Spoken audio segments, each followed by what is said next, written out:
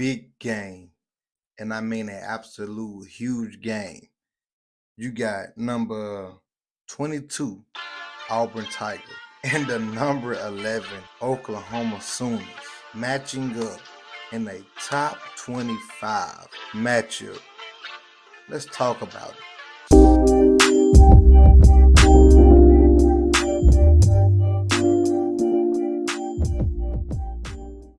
So, let's take it back, man. Hugh Freeze had a little rough last year, as so did Oklahoma and that coach, Brent Venables. So last season, Auburn does not play. Last season, Auburn was ready for Hugh Freeze to go ahead and get up out of there like, yo, Hugh, ain't nothing changed. You ain't changed a bit. Your style of play ain't changed. But Freeze was like, whoa, slow your horses. Let me get my guys in here. These ain't even the people that I want right now. Let me get my people in. And then after that, then you can talk about letting me go. He's not saying that, but I'm just trying to make a point.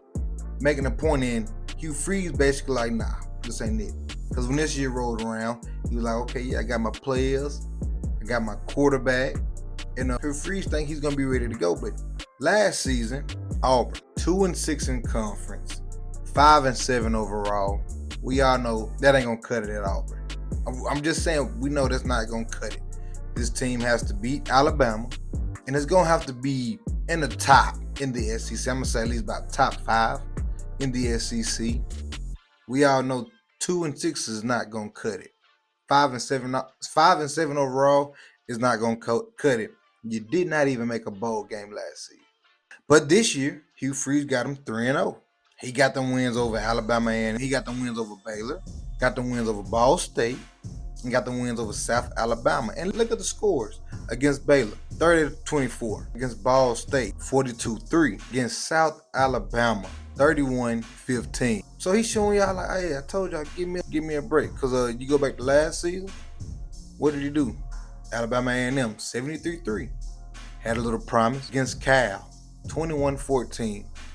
Hey, don't give up on me, I got you. New Mexico, 45-19. So he had y'all a little bit, but then he went on a 4-game losing streak as soon as he hit conference. So Hugh Freeze got a little explaining to do, which he's doing it now. He got Auburn 3-0, and they like, now let's keep going. But these Oklahoma Sooners, you decide to join the big bad SEC.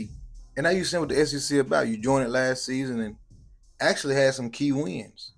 Y'all finished the season 6-7, 2-6 overall, but guess what? You made a bowl game that you lost.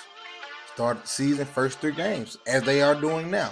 3-0, beating Temple, Houston, and Tulane. But then I get into SEC play. They did beat who? They did beat Auburn. They went on a 3-game losing streak. It was a little rough for them first year in the SEC. Brent Venables got to figure it out. Got to get the stuff together. You know what's crazy about this though? We're going to talk about it in just a second. But Brent Venables, man, people didn't think that he was going to be able to work his way into it, get accustomed to it, nothing like that. But Brent Venables said, just what it means. Bring it back to 2025. Illinois State, 35-3. Beat number 15 Michigan, 24-13. Beat Temple, 42-3. So Brent Venables telling y'all, I told you, let me get my feet wet, let me get what I need up in here, and we're gonna be ready to go. So now we're gonna talk about this here. Both teams are ranked. Both teams have new quarterbacks. The crazy part about this one is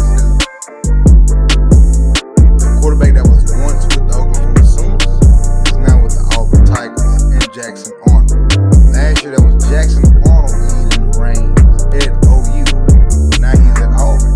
And Coach Hugh Freeze made it sound like when he was going to get Jackson Arnold, this is my guy. This is who I need to run my offense. And who to say he ain't running the way Hugh Freeze wanted to run it? So go check out some stats for the Auburn Tigers, right? Go check out Jackson Arnold's stats because it's going to be the battle of the quarterbacks. So Jackson Arnold so far has threw most yards he done threw for is 251 yards. I ain't gonna say nothing. That's not too crazy. 251 yards ain't nothing crazy at all. about what he did last year at Oklahoma, but that's about what you would expect, right? Let's go to Oklahoma. The bad man, John Mattia. Listen, I don't know. The guy's a ball player. I like the kid. He's a grit guy. He's gonna play ball every single down. He just loves the game of football and he plays it with passion.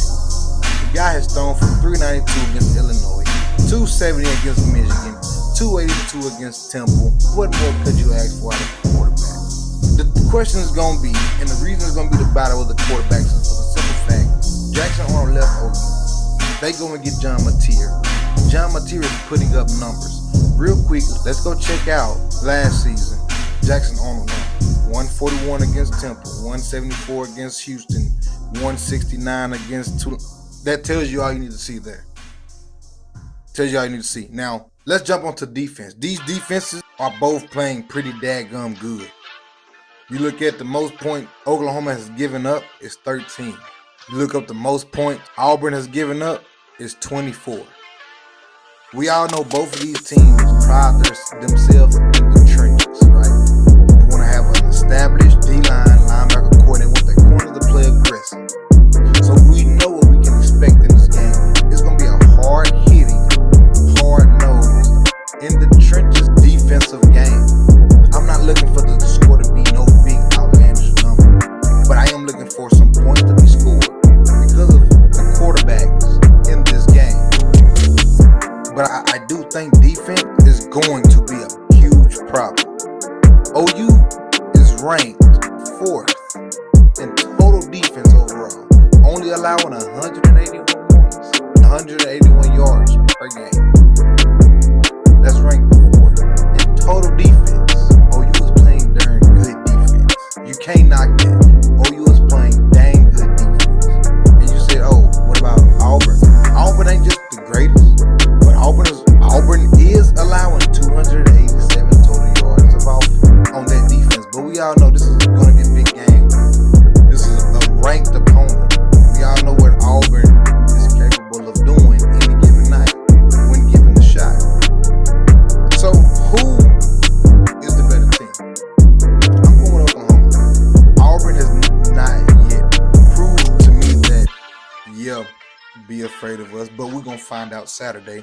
But OU has showed me that they not only got the defense, but this John Mattia, man, I could go on and on about him in this video, but this John Mattia is just showing why he's been speaking on being a Heisman candidate. He's a ball player. He's a dude. He's somebody I want to go out with. I want to go out there with on every Saturday. The kid is just really good. He got that it factor. And I think that it factor is going to be it against the Auburn Tigers come Saturday. I'm rolling with OU on this one. I think OU gets it done. I don't think Auburn. I think because of the quarterback play. I don't think Auburn has the better quarterback. I think OU has the better quarterback. And I think John Mattia is going to show that Oklahoma did the right thing by letting him go bye-bye and let me come run the show here in Stillwater. And that's what's going on right now. I give the game to OU, and I say this is going to be a one-score game. I don't see it being a blowout because I feel like Auburn defense will come to play. So I say this game will be a one-score game. But I think in this game, John Mattia makes the difference. Comment down below. Tell me what you think. Who you got winning this game against OU and the Auburn Tigers?